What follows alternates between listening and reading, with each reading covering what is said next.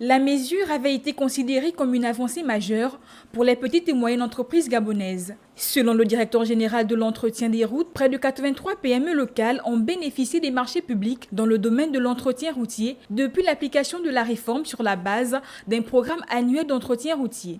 Nous avons comptabilisé près de 83 entreprises auxquelles on a attribué des marchés de travaux de dépendance. Et là où nous vous parlons, certaines sont à pied d'œuvre, certaines ont démarré les travaux sur l'ensemble du réseau routier national.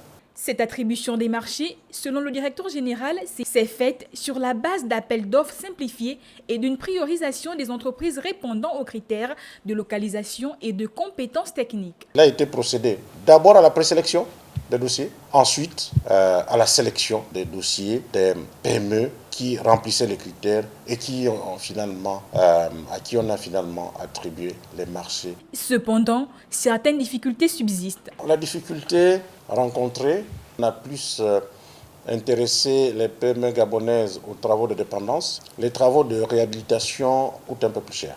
Et donc, malheureusement, les sections de route qui sont confiées aux entreprises par le biais de consultations, sinon des appels d'offres, c'est plus de 50 km, voire 100 km.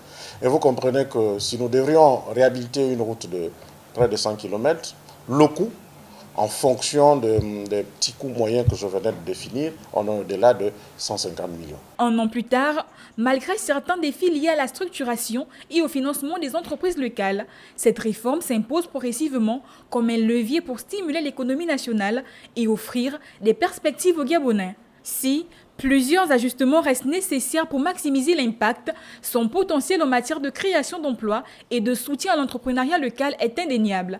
Une lueur d'espoir pour un tissu économique qui aspire à un avenir plus inclusif et durable.